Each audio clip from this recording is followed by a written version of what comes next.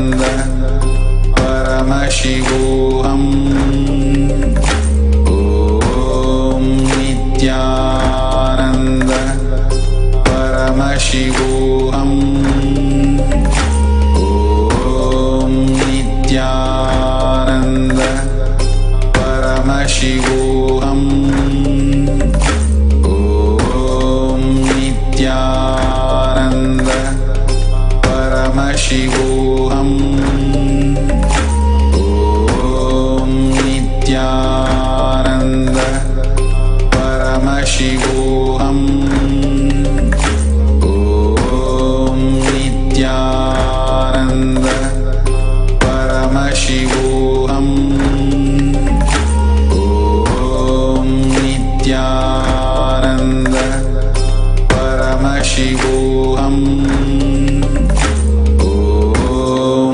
Nithyananda Paramashivoham.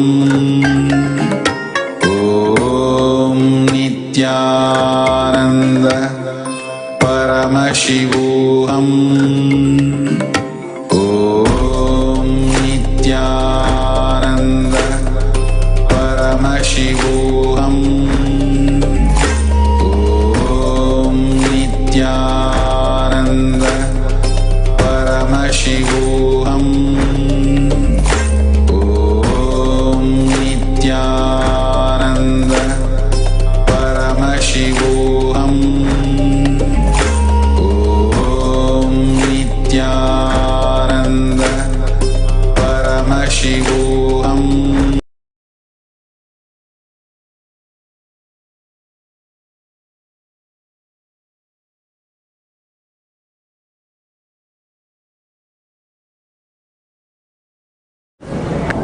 Connecting with the divine with your eyes closed is meditation. Connecting with the divine with your eyes open is darshan. Come, let us all now move from meditation to darshan. Slowly, very slowly, please open your eyes.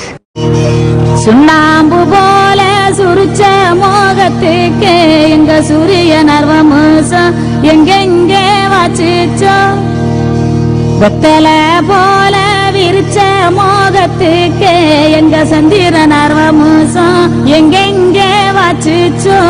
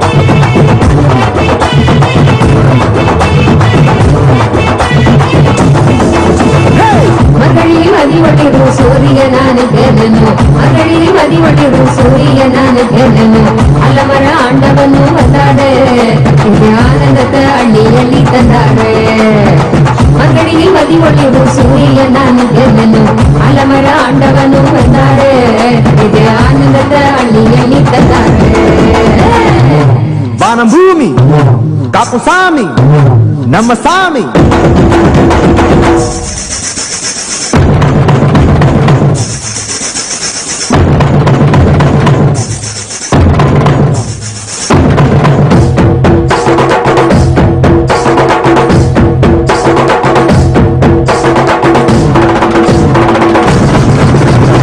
முத்துரவரத்தினமே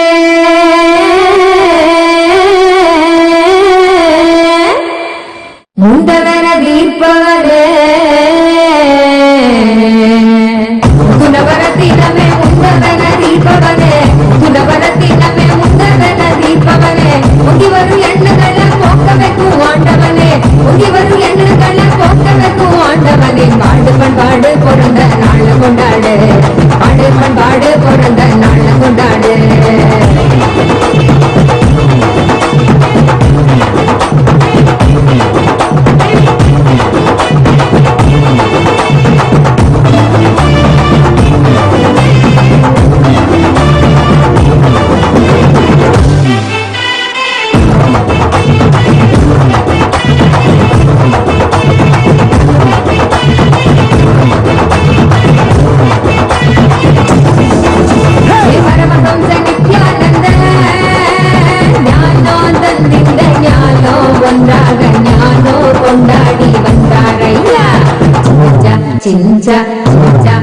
நித்யதாய் போல் பாசத்தில் தந்தை வீரத்தில் தாங்கும் தெய்வமாக நின்றாரையா நித்யதாய் போல் பாசத்தில் தந்தை வீரத்தில் தாங்கும் தெய்வமாக நின்றாரையா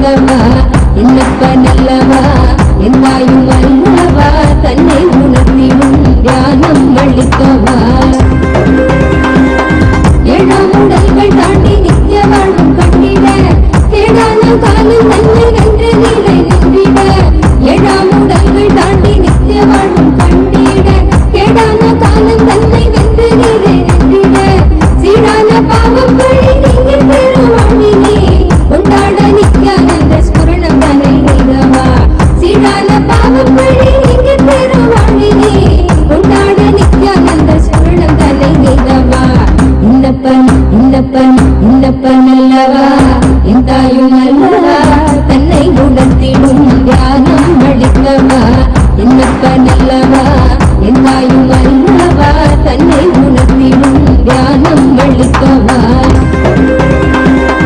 ஏழாம் உடல்கள் தாண்டி நித்திய வாழ்வும் கண்டிட கேடான காலில் நன்மை வென்று நிலை நின்றிட ஏழாம் உடல்கள் தாண்டி நித்திய வாழ்வும் கண்டிட கேடான காலம் தன்னை வென்று நிலை நின்றிட சீரான பாவம் வழி நீங்க பெருவாழ்வினே கொண்டாட நித்யானந்த ஸ்புரணம் தலை நீங்கவா சீரான பாவம் வழி நீங்க பெருவாழ்வினே கொண்டாட நித்யானந்த ஸ்புரணம் தலை நீங்கவா இன்னப்பன் இன்னப்பன் இன்னப்பன் அல்லவா என் தாயும் அல்லவா தன்னை உணர்த்திடும் தியானம் அளிக்கவா இன்னப்பன் அல்லவா என் தாயும் அல்லவா தன்னை உணர்த்திடும் தியானம் அளிக்கவா என்னப்பன் அல்லவா என் தாயும் அல்லவா தன்னை உணர்த்திடும் தியானம் அளிக்கவா என்னப்பன் அல்லவா என் தாயும் அல்லவா தன்னை உணர்த்திடும் தியானம் அளிக்கவா எங்கும் நிறைந்தவா எண்ணம் கடந்தவா பொங்கும் அருவியாய் ஆனந்தம் தந்தவா எங்கும் நிறைந்தவா எண்ணம் கடந்தவா பொங்கும் அருவியாய் ஆனந்தம் தந்தவா என்னப்பன் அல்லவா என் தாயும் அல்லவா தன்னை உணர்த்திடும் தியானம் அளிக்கவா என்னப்பன் அல்லவா என் தாயும் அல்லவா தன்னை உணர்த்திடும் தியானம் அளிக்கவா எங்கும் நிறைந்தவா எண்ணம் கடந்தவா பொங்கும் அருவியாய் ஆனந்தம் தந்தவா எங்கும் நிறைந்தவா எண்ணம் கடந்தவா பொங்கும் அருவியாய் ஆனந்தம் தந்தவா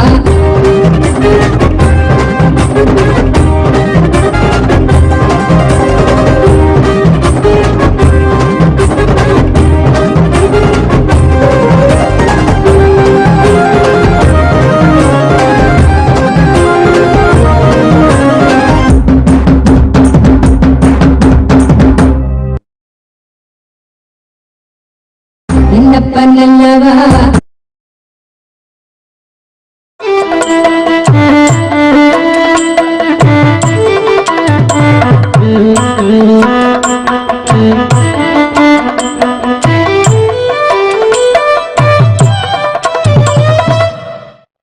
பல கோடி இதழ் பூத்திடும் மலராய் ஒளிரும் நித்தியம் திருமுகம் கரம் தாங்கும் திருச்சூலமோ துணியில் பிடி நீங்க அருள் செய்திடும் மறுகையில் அபயம் திருக்காட்சி உதயம் நித்யானந்தன் தோன்றிடும் இது ஸ்வர்ண சூரிய பிரபை வாகனம்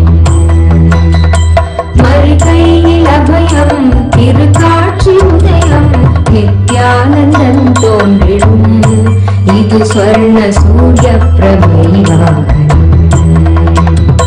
பல கோடி இதழ் பூத்திடும் மலராய் ஒளிரும் நித்தியம் திருமுகம் கரம் தாங்கும் திருச்சூலமோ புவியில் பிடி நீங்க அருள் செய்திடும்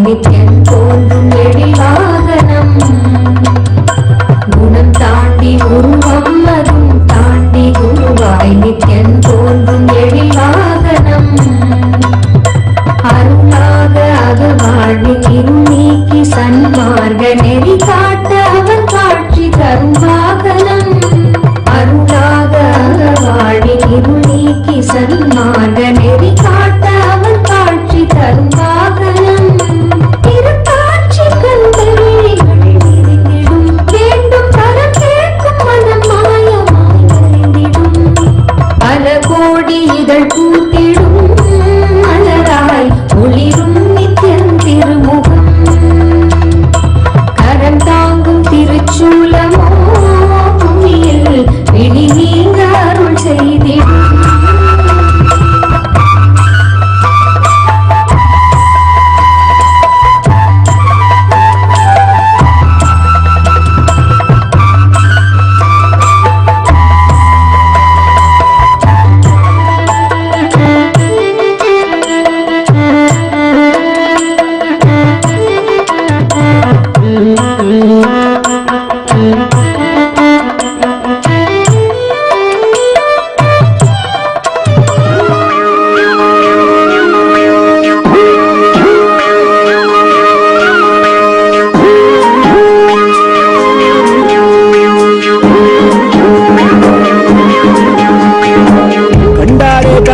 காணாதத கண்டாரே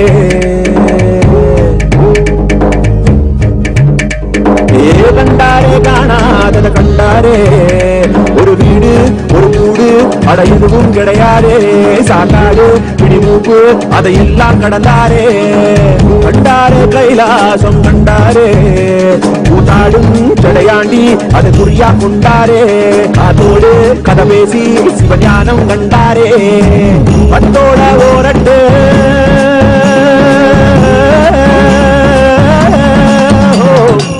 பத்தோட 18 சித்தர்கள் விளையாட்டு எத்தனை பேருக்கு தந்தாரோ விளையாட்டு சித்தங்கா போக்கு சிவம் போக்கு என சொன்னாரே சித்தங்கா போக மருந்தாக தினம் வந்தாரே வடகாசி தென்காசி படிதோறும் சித்தரடி அடியாத்தி முடியாக்கா அடையாளம் கண்டுபிடி கண்டாரே காணாதத கண்டாரே கண்டாரே கைலாசம் கண்டாரே கண்டாரே காணாதத கண்டாரே ஒரு வீடு ஒரு கூடு அட எதுவும் கிடையாதே சாக்காடு பிடிமூப்பு அதையெல்லாம் கடந்தாரே கண்டாரே கைலாசம் கண்டாரே கூத்தாடும் ஜடையாண்டி அதை குறியா கொண்டாரே அதோடு கதை பேசி சிவஞானம் கண்டாரே பத்தோட ஓரட்டு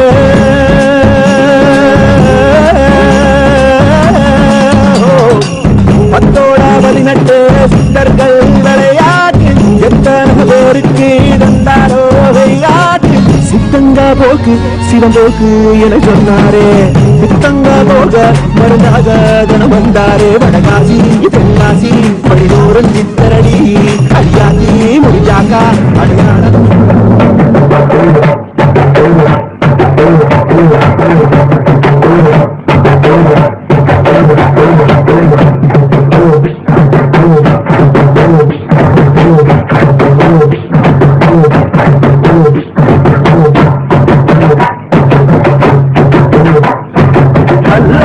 குதிரையிலே பவனி வரும் மீனாட்சி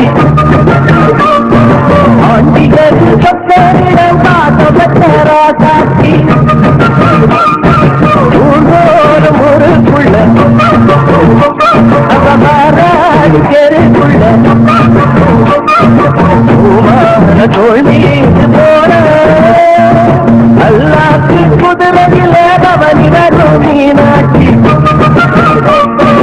ஆண்டியரு சத்தரிடம் பாதவத்தரா காட்சி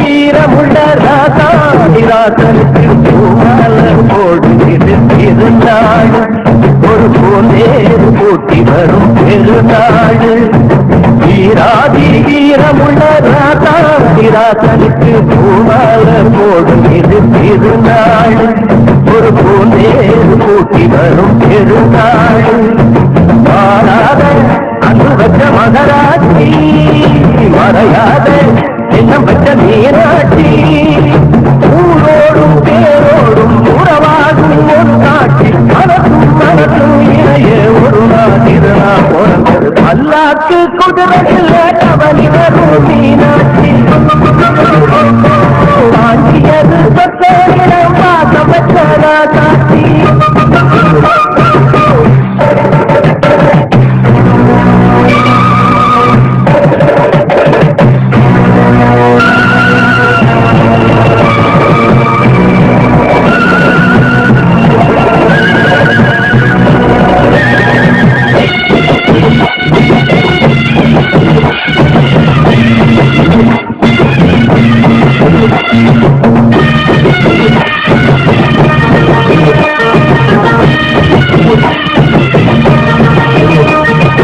ஓடாத வேஷம் பல போட்டார் சுந்தரரும் மீனாட்சி கரம் முடிக்க நடந்தார் பல மேடான எல்லாம் கடந்தாரே. போடாத வேஷம் பல போட்டார் சுந்தரரும் மீனாட்சி கரம் முடிக்க கடந்தாரே. பலமேடாத பாதையெல்லாம் கடந்தாரே. மாறி போற மல்லுகட்ட துணிந்தாரு. மகராசி தனக்கது பணிந்தாரு. வேறென்ன வாடல்ல வெறுப்பான ஆடல்ல எனக்கத முடிப்பாம்பாரு. தடுக்கிற மறுக்க யாரு?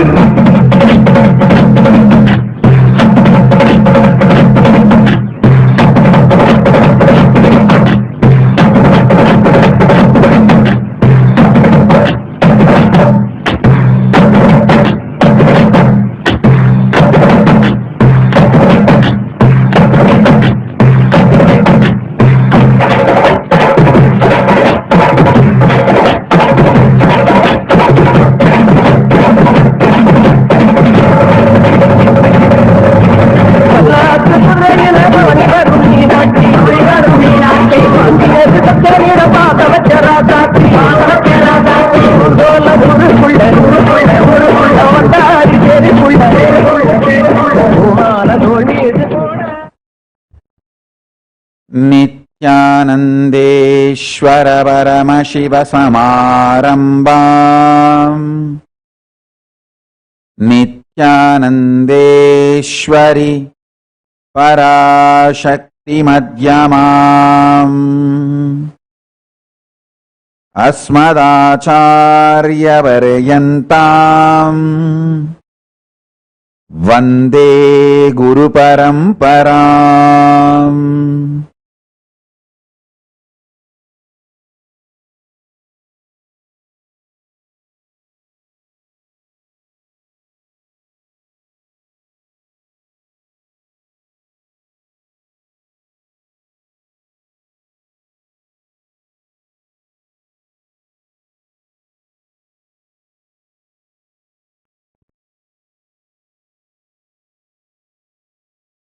I welcome you all with my love and respect.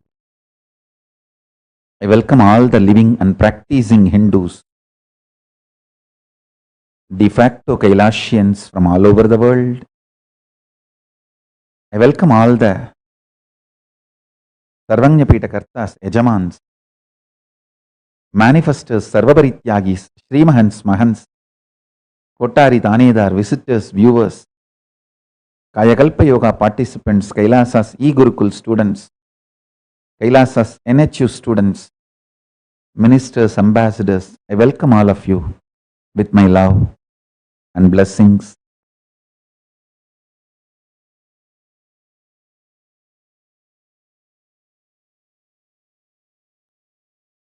Paramashiva's message directly from Kailasa. Listen.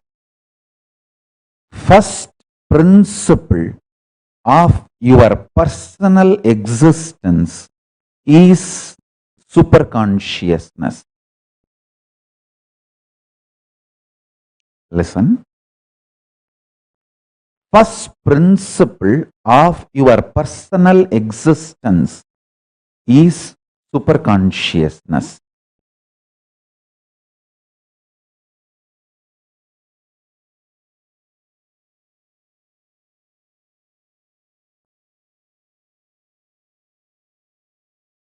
Now listen carefully about the implications of manifesting this great truth. Understand, you need to cognize your superconsciousness not because the benefit this cognition is going to bring, but because it is truth. Listen carefully. If you start planning, oh, let me cognize I am super consciousness because it is going to bring a lot of powers for me, many other benefits. I am going to become rich, intelligent, healthy, powerful, so many things. Let me so cognize this truth, I am super consciousness. Hey,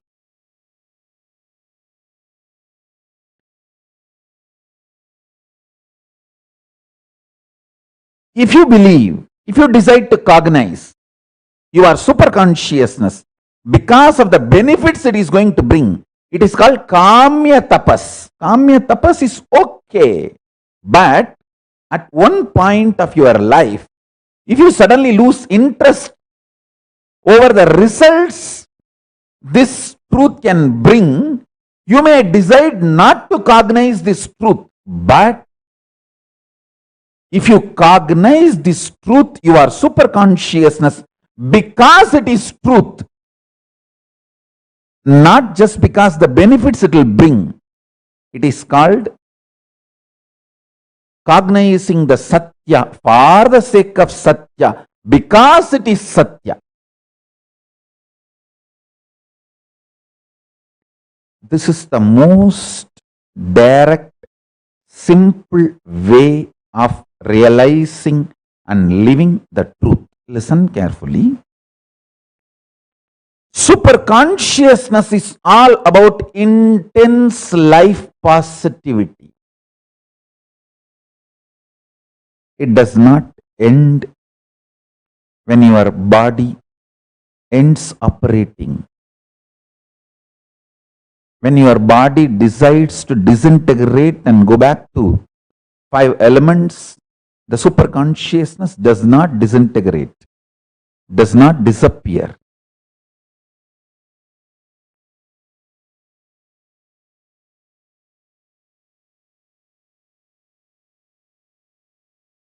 The first principle, primary principle of your personal existence, listen, I am not talking about your social existence, your economical existence, your political existence, your cultural existence, your linguistic identity based existence. All that is secondary. Your personal existence, the I-ness, before becoming I amness. Listen, the I-ness before becoming I amness. Just like His Highness, how they use the word His Highness for kings, respected people. We can use this word His I-ness, your I-ness, for all of us. The I-ness of you before becoming I amness, that first principle of your personal existence is super consciousness. And it is intense excitement, joy, bliss. It is electrically charging you alive. Listen, the boredom or tiredness you feel, imagine in your life is whenever you deny the first principle of you, the I-ness, and its supremacy, its superconscious existence. Person who can cognize the first principle of your personal existence is superconsciousness and understand its implications in your day-to-day life, never gets tired, bored. He is intensely excited about everything. Everything.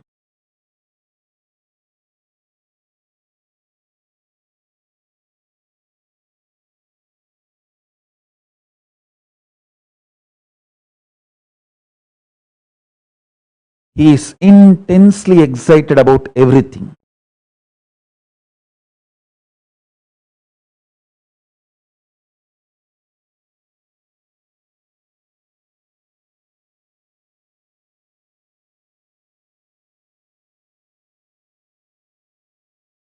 he is not attached.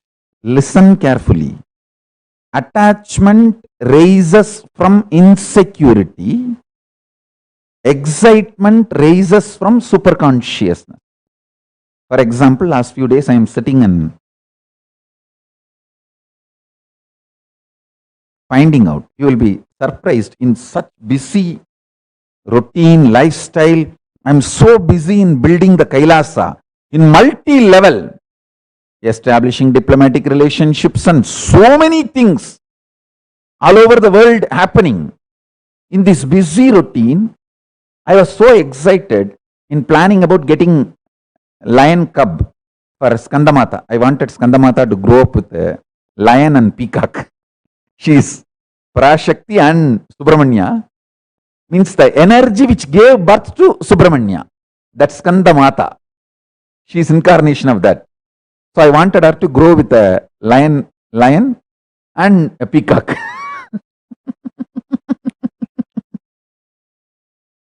I was Googling and searching how to get the lion cub and take care that the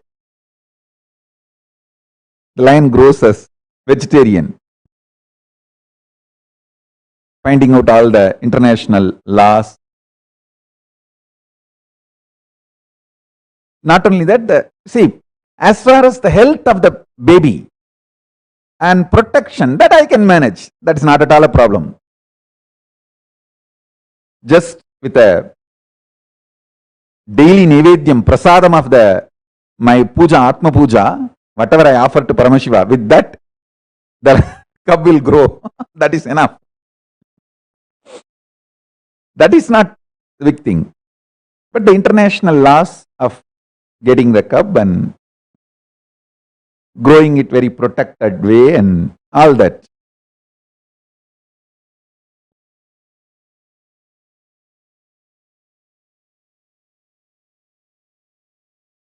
Excitement about everything comes from superconsciousness. Insecurity about everything, attachment about everything comes from denying the superconsciousness, fear. Denial of the superconsciousness is fear. Doubting the superconsciousness is insecurity. Hating the superconsciousness is violence. Listen. Every act of violence, world is suffering, humanity is suffering.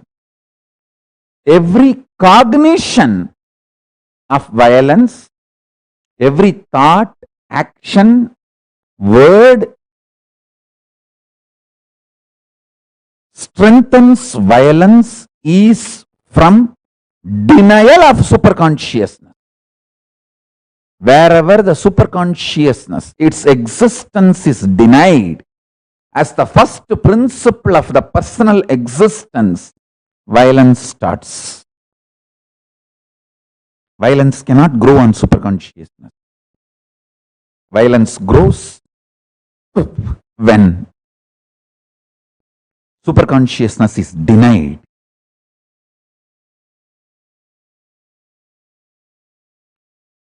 Due to the large amount of superconscious denial, the humanity is suffering so much of violence, terrorism in multi-level all over the world. In social level, economical level, survival level, political level, in multiple level. Today is the International Migrants' Day.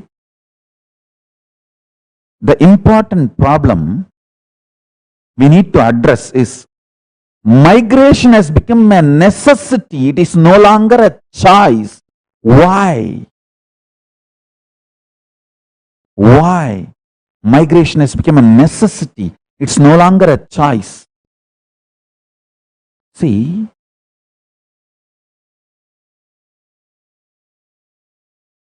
the violent methodologies adopted by the vested interest groups has gone up. Vested interest groups are not wrong, but when they adopt the methodology of the violence, something is seriously wrong. See, always human beings, when they live as a society, community, they will all start cherishing the same common goal. It's usual, natural. Cherishing a common goal, common dream, common vision for a future is not wrong. But when you try to adopt violent methodology to hurt other communities and other interests, then there is something seriously wrong. World is suffering this problem of using violence as the methodology to hurt other communities, other groups, common vision, commonly shared dreams and goals. That is why in the modern day, migration has become a necessity. It's no longer a choice. See, if the migration is due to just globalization, together with advances in communications and transportation, if all this is a reason, then it is a choice. Great. It actually shows the life positivity of the human beings. See, if the migration is due to globalization and advances in communications and transportation, and it is due to your desire and capacity to move to the other places, then it is absolutely life positive, should be encouraged, supported, made easy. But if it is due to emergencies across nations, natural emergencies, man-made emergencies, violence being used on different communities and the other communities' interests, and due to the threats of no choice but to migrate, if this kind of situation, then it should be addressed in the root level. In the root level, this needs to be addressed. We can't afford violence anymore. The natural calamities are too much. That itself is so much. Humanity needs to start addressing that first. Solve that first. Instead,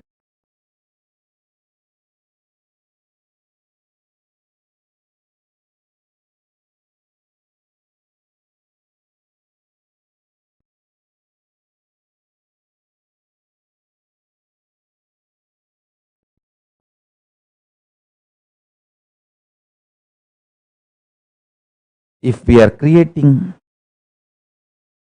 the man-made calamities,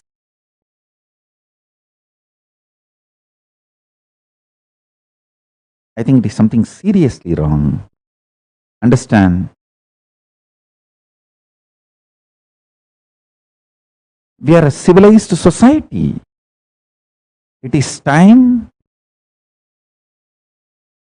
the whole humanity starts addressing the natural calamities. We all start thinking and working as a global community.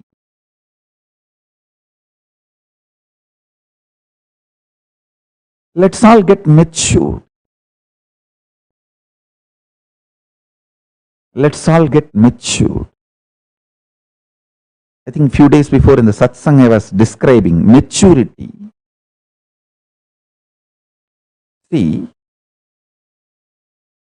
I myself saw in my own life, when I started eating for the whole 6 feet body's taste, my taste got matured. I was not searching anymore for the sweet, spicy taste of the 6-inch tongue. I was focusing more on how I feel whole day, alive, awake, excited, inspired. So that became my first priority. So naturally, I started enjoying neem juice, castor oil, haritaki, all those things became very tasty for me.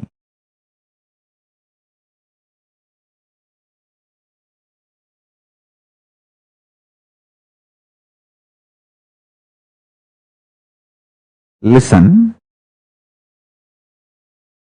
if we mature in our taste,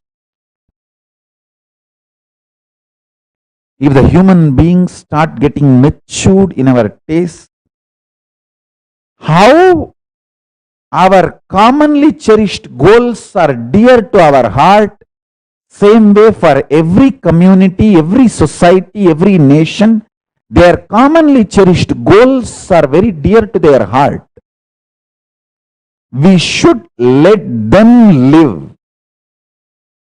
If we support, enrich, great. If not, at least let them live. Let us live. Let the whole focus be on more and more life positive. Migration due to globalization, advances in communication and transportation, and due to the desire and capacity, all should be encouraged. But migration due to man-made calamity, I'm not saying stop people escaping from man-made calamity. No, I am saying let us address the man-made calamity's roots and help people to be safe all over the world. Of course, sometimes as a first aid, we need to keep people in safe place, then do the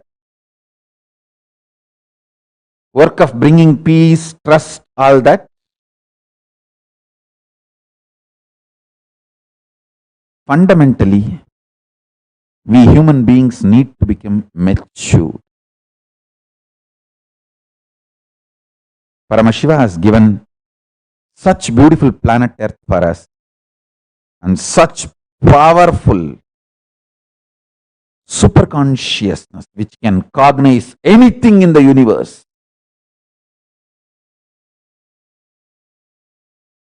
We should all be proud about the superconscious possibility we have, only human beings have. We should be grateful to Paramashiva for providing this great opportunity for us.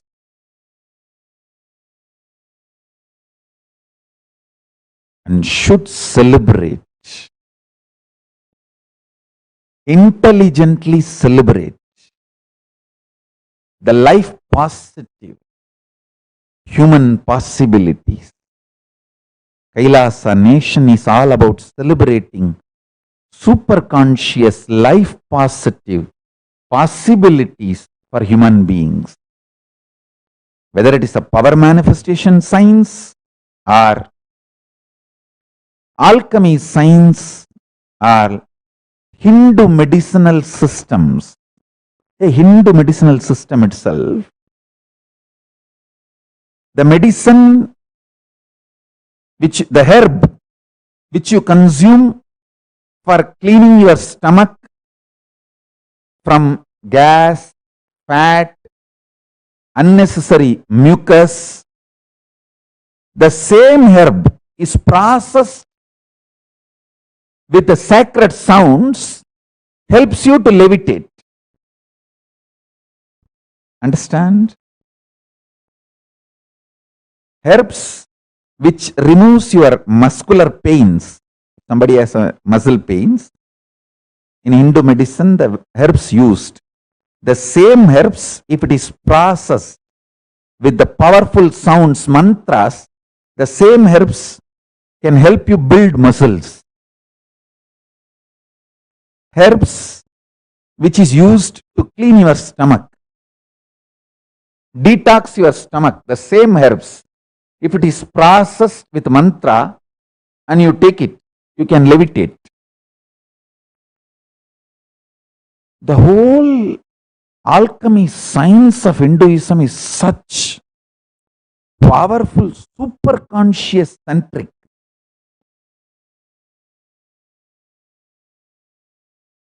I'm just waiting for some more things to happen, this corona to settle down and allow all of you to come to KAILASA and visit. I'm planning for at least 100,000 people settling in KAILASA in next 5 years.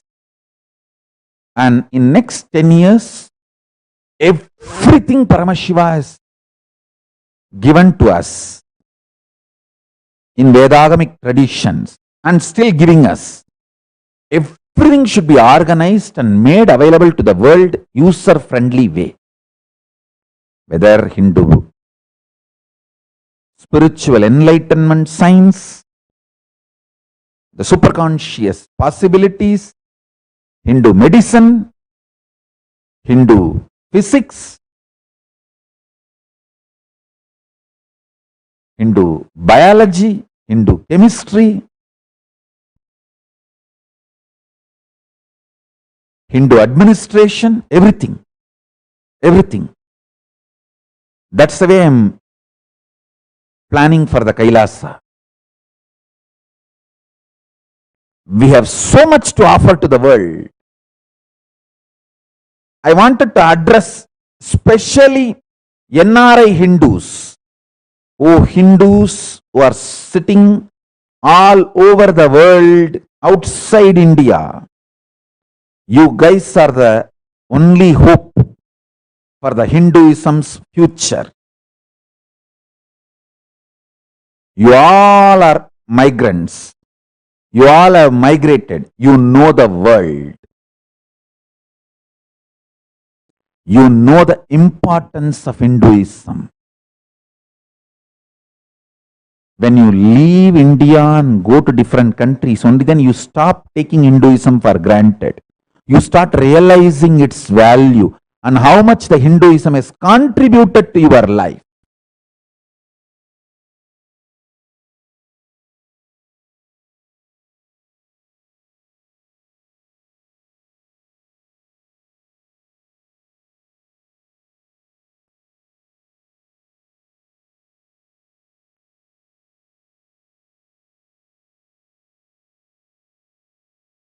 So the Hindus who are spread all over the world,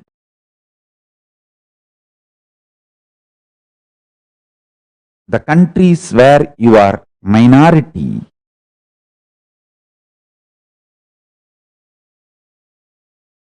officially minority. I personally feel even in India, Hindus are minority. Because of the ecosystem, the anti-Hindus are able to successfully create it. The anti-Hindu elements in India have such tight network. They worked so hard last 100 years. It's literally choking the Hindus. So in India also, all practical purpose Hindus are minority. But outside India, in reality also, Hindus are minority. I am addressing the Hindus who are living as minorities all over the world. Listen, you know the value of Hinduism, how much it has added to your life, how much of suffering is removed in your life due to your Hindu cognitions lifestyle.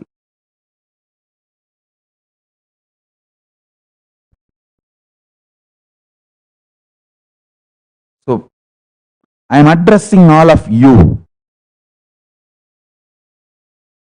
Wake up.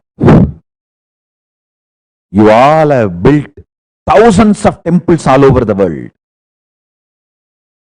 Great, no doubt, but not enough. We need to build Kailasa nation, just like Jews made a nation for them to keep the Judaism alive, their religion alive. Hindus need Kailasa to keep Hinduism alive for the future. Kailasa is the seed bank for Hinduism.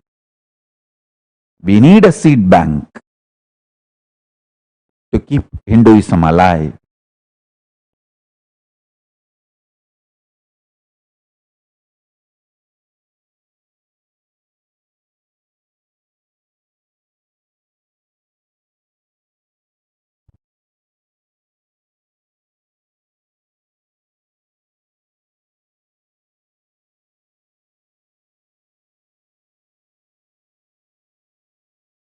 I'm not saying all the Hindu diaspora immediately to move to Kailasa.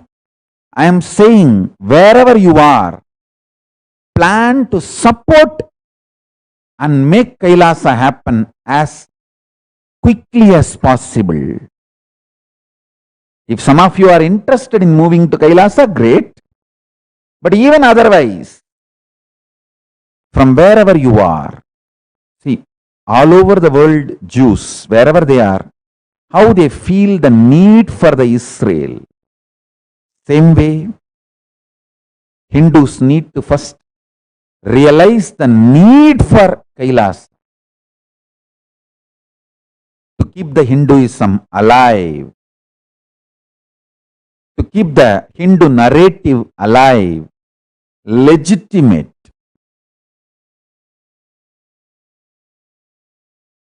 We need at least one country where disrespecting Vedas and Agamas are blasphemy. Only then we can talk to the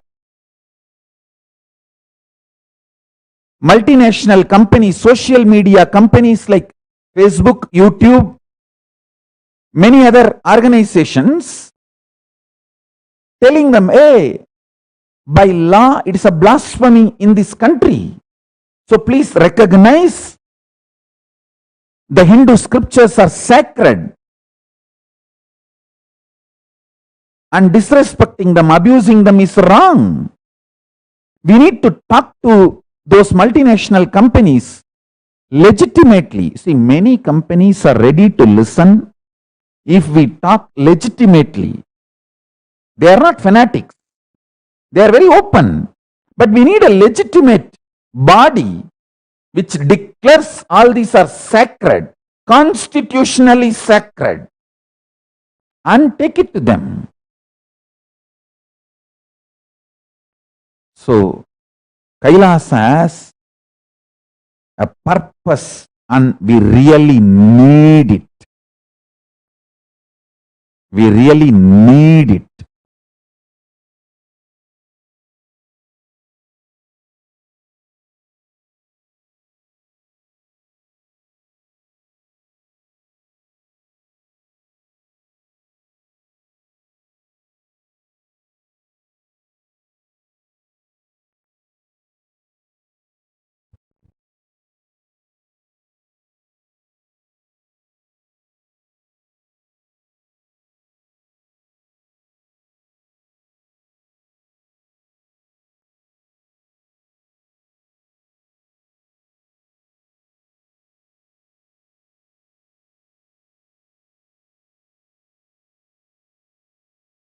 I'm going to give you 1008 reasons why we need Kailasa.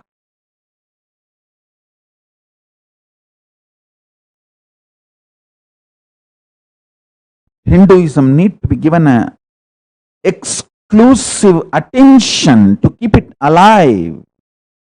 It's almost in the intensive care unit. We really need to keep it alive and revive it. We can't afford to play that apologetic Hindu game anymore. We need to be unapologetically Hindus.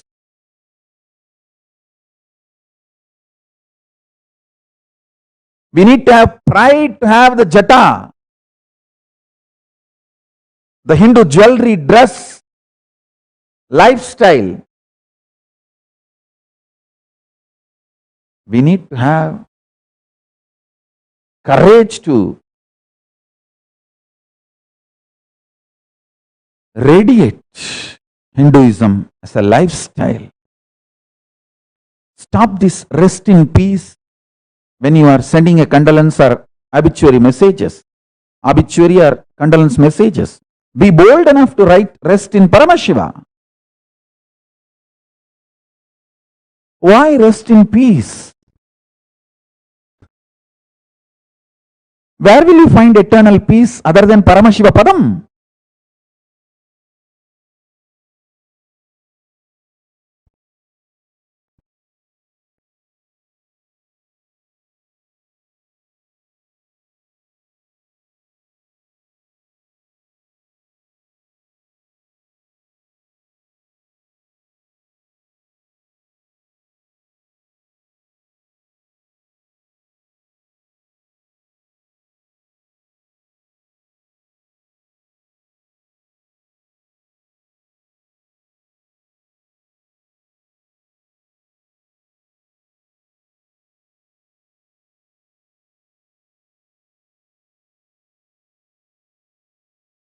We Hindus need to be unapologetically Hindus. Stop being reluctant Hindus.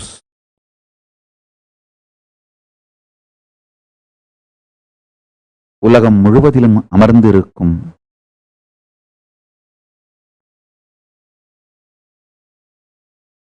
Hindu பெருமக்களை வணங்கி வரவேற்கின்றேன்.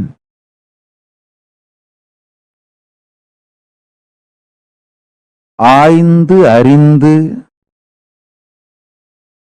விவாதித்து வாதித்து பல ஆண்டுகளாக பல நூல் வரலாற்று ஆராய்ச்சிகளை செய்து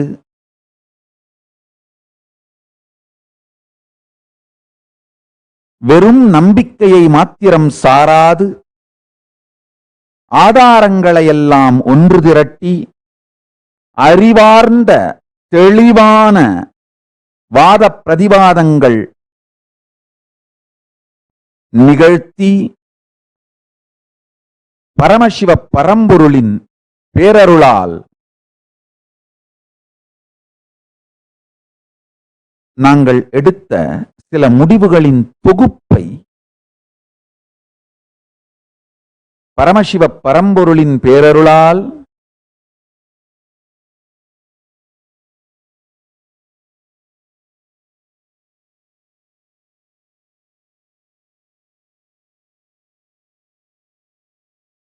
உங்கள் அனைவரின் முன்பும் பகிர்ந்து கொள்ளுகின்றேன். முதல்,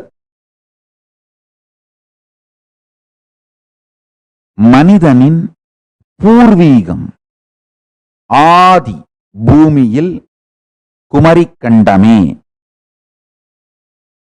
குமரிக்கண்டம் இருந்தது உண்மை. அந்த குமரிக்கண்டத்தின் மிச்சம்தான் தற்போதைய ஆஸ்திரேலியாவும் ஆப்பிரிக்காவும் மடகாஸ்கரும் இந்தியாவும் இலங்கையும் என்பதில் நாங்கள் தெளிவாக இருக்கின்றோம். எல்லா இறையியல் விஞ்ஞானங்கள், all the source of all religions, எல்லா கருத்தியல் தத்துவவியல் விஞ்ஞானங்களின் மூலம், the source of all thought currents, ideologies, philosophies and principle based lifestyle, எல்லா மொழிகளின் மூலமும் எல்லா இனப்பரிமாணங்கள் மற்றும் இனப்பரிணாமங்கள், multi dimensions of the civilizations and multiple aspects of the civilization. Listen, multi-dimension and multiple aspects of evolution of the civilizations. இவை எல்லாவற்றிற்கும் மூலமாக இருந்தது குமரிக்கண்டமே. அங்கு ஆதியாக உயிர்த்தெழுந்த மொழிகளுக்கெல்லாம் மூலமான தமிழியே. அதிலிருந்தே தமிழும், இன்று நாம் பேசும் தமிழும் சம்ஸ்கிருதமும் மற்ற எல்லா மொழிகளுமே உயிர்த்தெழுந்தன.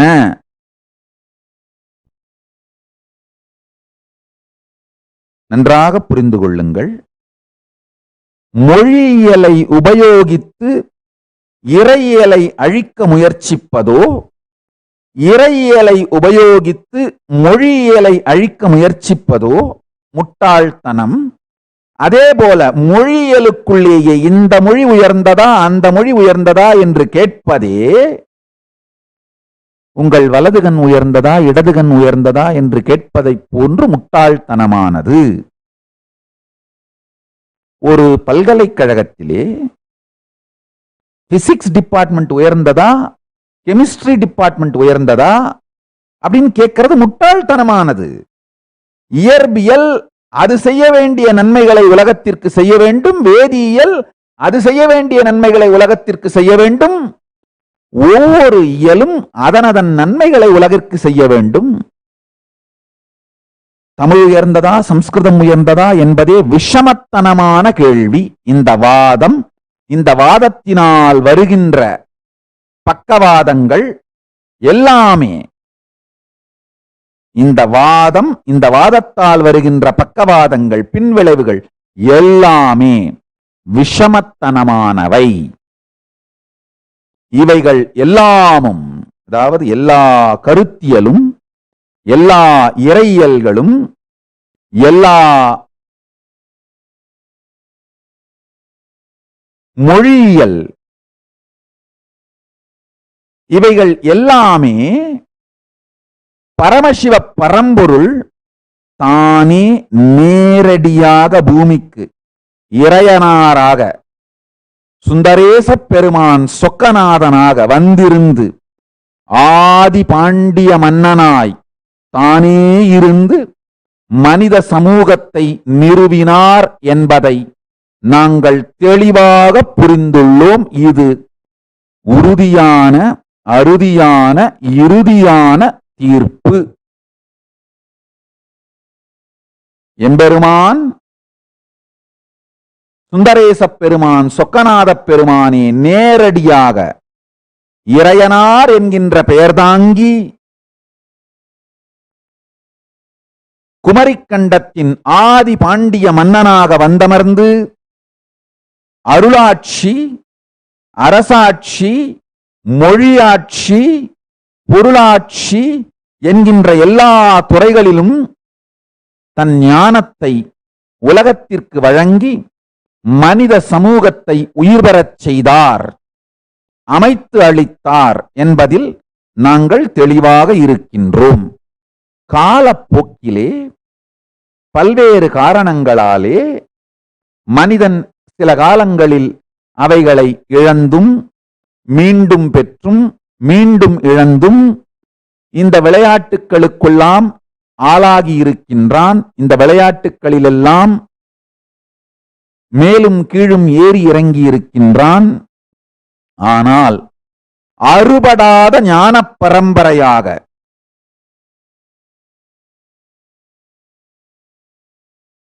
ஆதி பரமசிவ பரம்பொருள் மனித உருத்தாங்கி சுந்தரேசராக, சொக்கநாத பாண்டியனாக, இறையனாராக அவதரித்து அன்றிலிருந்து இன்று வரை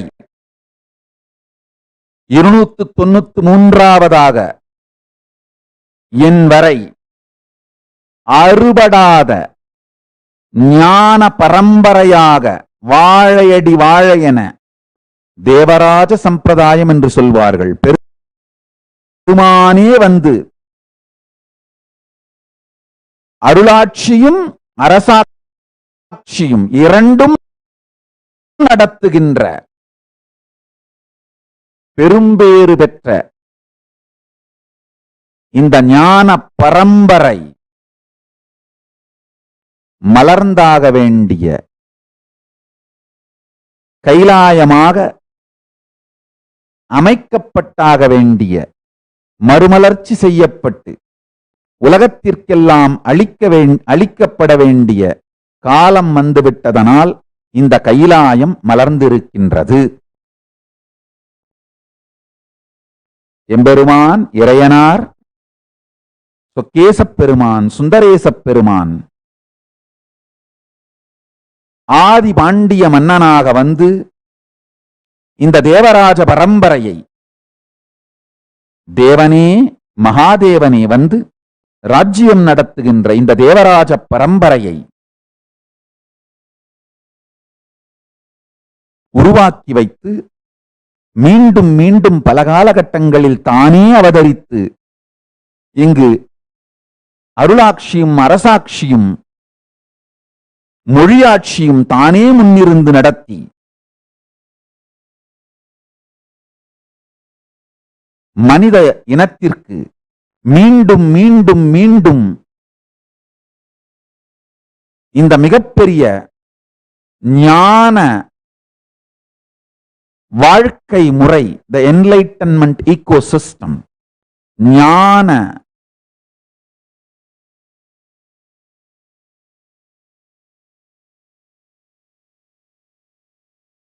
பரமசிவ ஞான, பரமசிவ விஞ்ஞான, பரமசிவ மெஞ்ஞான சத்தியங்களை அடிப்படையாக வைத்த வாழ்க்கை முறை,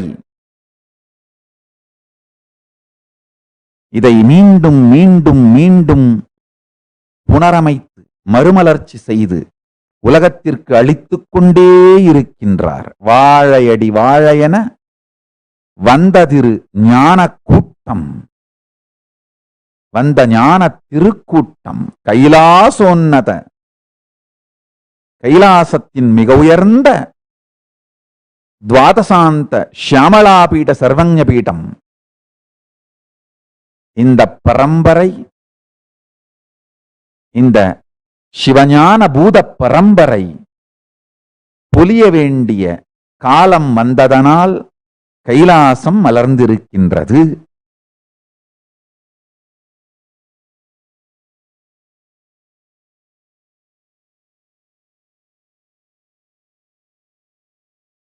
ஒரு லட்சம் பேர் வாழுகின்ற ஒரு இடமாக, 1,00,000 பேர் நிரந்தரமாக வாழுகின்ற ஒரு இடமாக கைலாசம் அடுத்த 5 ஆண்டிலிருந்து 10 ஆண்டுகளுக்குள் கட்டமைக்கப்படும்.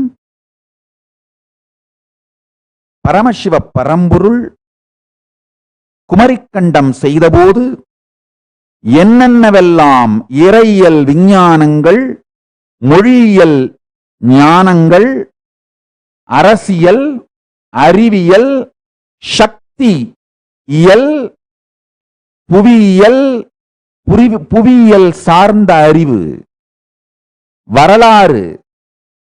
வரலாறு சார்ந்த அறிவு, ஒவ்வொரு துறையிலும் அவர் அளித்த எல்லா மூல தத்துவங்களையும் வாழ்க்கை முறையையும் சத்தியங்களையும் புனரமைப்பு செய்து அவைகள் மூலமாக மனித இனத்திற்கு எல்லா சாத்தியமான சேவைகளையும் செய்வதுதான் கைலாயத்தின் நோக்கம். 1008 காரணங்கள் கைலாயத்தின் தேவையான் ஏன் கைலாயம் தேவை என்பதற்கான 1008 காரணங்களை அடுத்தடுத்த சத்சங்கங்களிலே விளக்கப் போகின்றேன். முதல் காரணம் இன்று உங்களோடு பகிர்ந்து கொள்ளுகின்றேன்.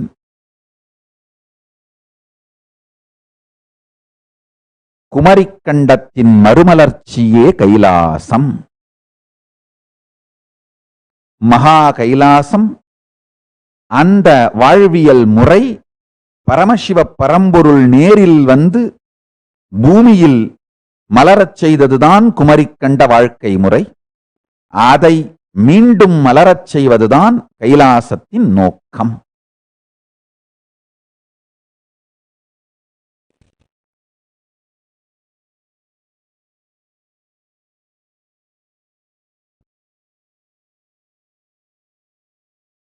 Let these principles be heard. Let the Jivartha Sadas and Vakyartha Sadas happen on these principles. Then I will continue further in the further satsangs. I wanted to have a meeting with all the Paramashiva Ganas by tomorrow. Please understand, if you are inspired by this why Kailasa and want to be part of the Kailasa from wherever you are, I wanted to create E-Sarvanya Pitas, like wherever you are, from there you can start supporting the nation building of Kailasa through digitally.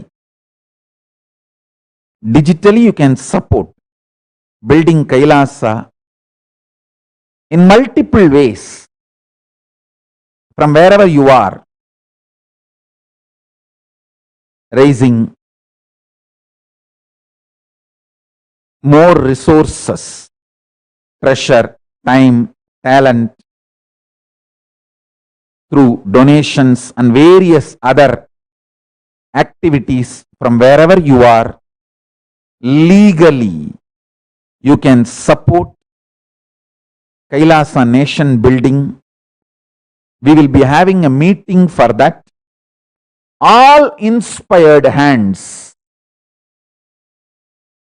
all inspired hands meeting by tomorrow we will be having. So whoever is interested, please sign up. We will send you the link for the meeting. So tomorrow we can have a meeting. I wanted to create E-SJPs, E-Sarvanya Pitas all over the world. Every devotee's house, sincere devotee's house can become E-Sarvanya Pita. And we can start developing the systematic way of serving Hindus, serving humanity at large, serving the whole world by properly organizing ourselves and integrating ourselves, using our time, treasure, talent intelligently to serve larger number of people and larger number of good of the larger number of people. So tomorrow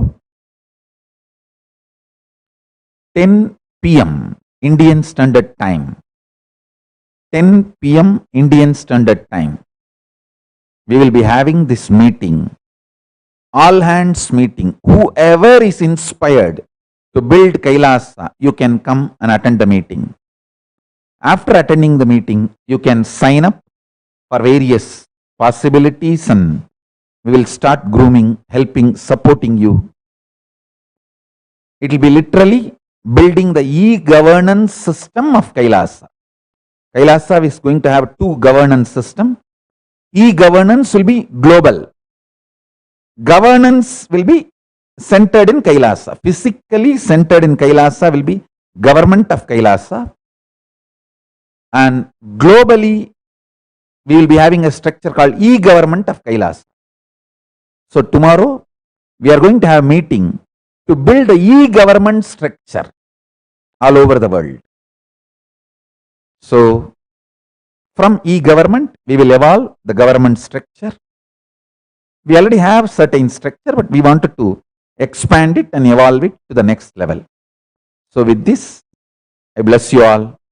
Let's all radiate with integrity, authenticity, responsibility, enriching, causing, living Shuddhatvaita Saivam, the state, space, powers, being, superconsciousness, and Kailasa of Paramashiva. Paramashivoham, Om Nithyananda Paramashivoham, the eternal bliss, Nithyananda. Thank you. Be blissful.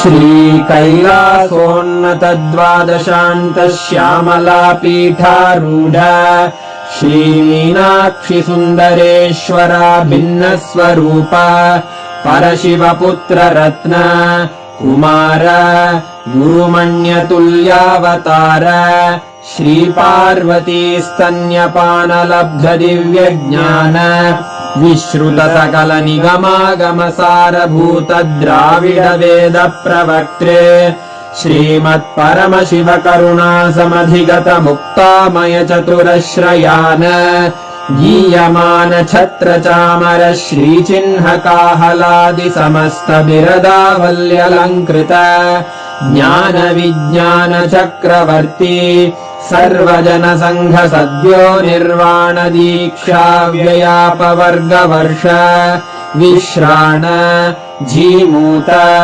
परमत कलभ Kesari शैव सिद्धांत स्थापनाचार्य श्रीराजाधिराज पाण्ड्य महाराज गुरु क्षपण शाक्यादि महान्धकार निवारण ज्ञान भानु वीक्षणानर्हार्ह ध्वजोच्छेदन पूर्वक श्रीमद्वृषभध्वज स्थापक शैव समय कर्त्रे सर्वज्ञ पीठारूढ़ श्री जगद्गुरु श्री ज्ञान संबंध देशिक स्वामी वागीश सुंदर माणिक्य वाचक स्वामिनाम् अवतार भूत श्री ज्ञान संबंध स्वामी पुनरुद्धृत श्यामला पीठ सर्वज्ञ पीठ त्रिनवत्युत्तर द्विशततम गुरु महासन्निधान अरुणगिरि योगीश्वर परंपरागत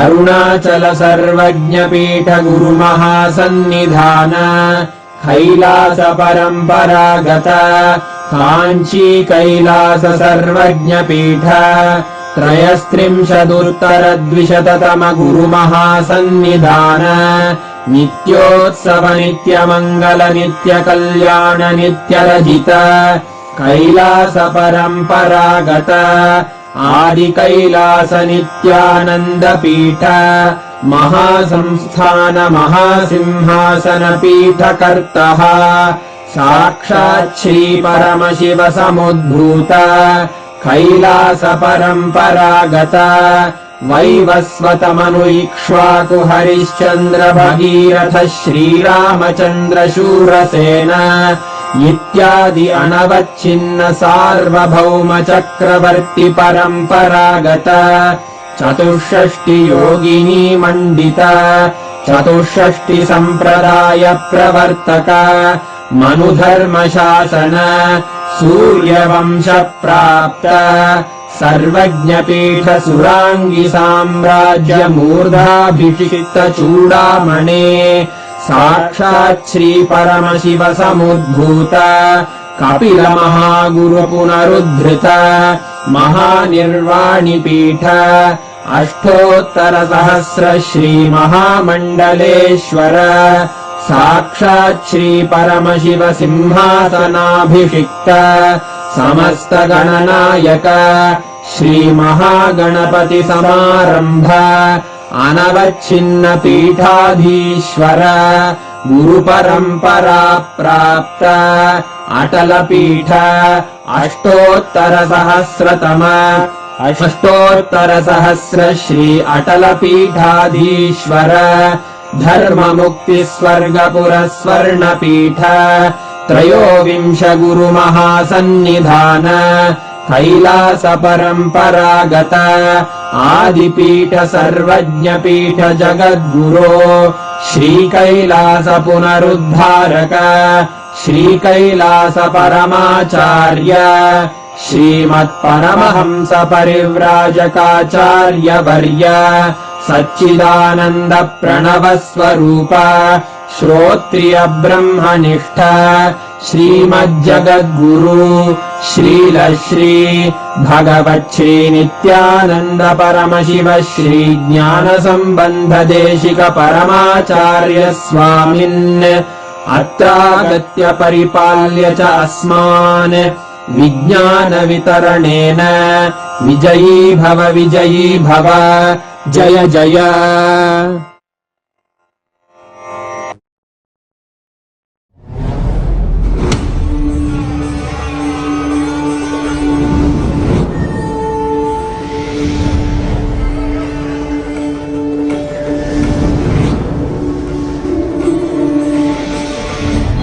The time is right. The world is ready.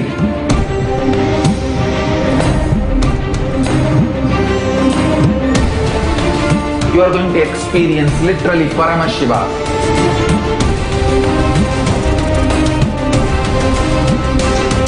Most powerful, intangible but definitive, intense processes.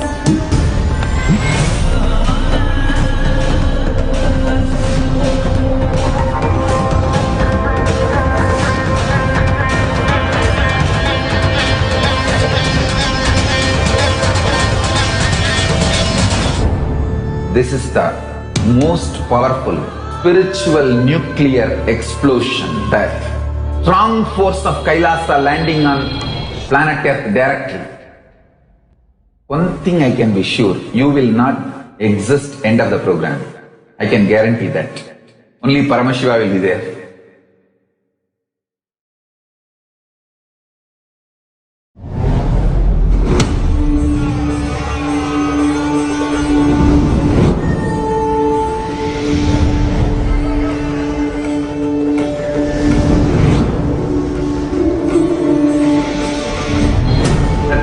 Right. The world is ready.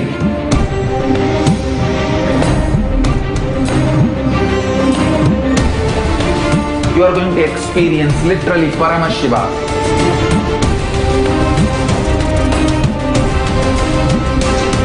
Most powerful, intangible but definitive, intense processes.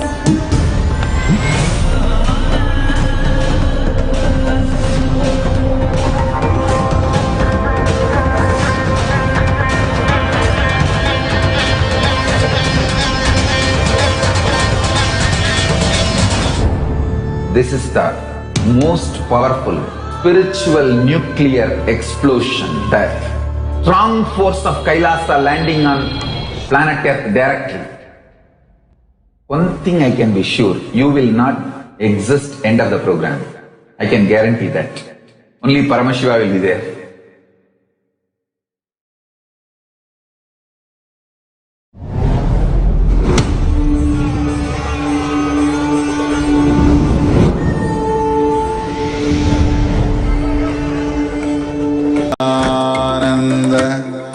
Paramashivoham.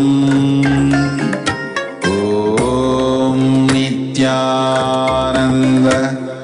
Paramashivoham. Om Nithyananda Paramashivoham. Om Nithyananda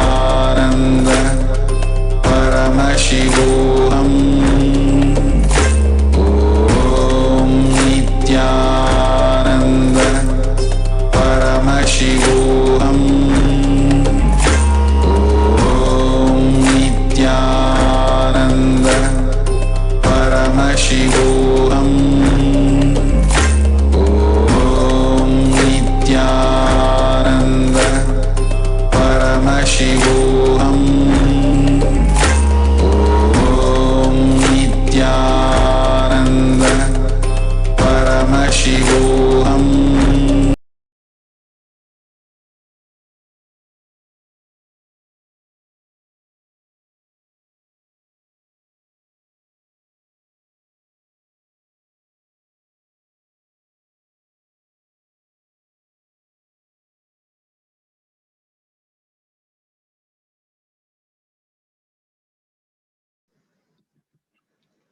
Nithyanandam, and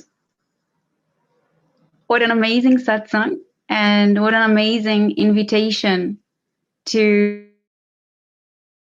this one in a history KAILASA nation building project.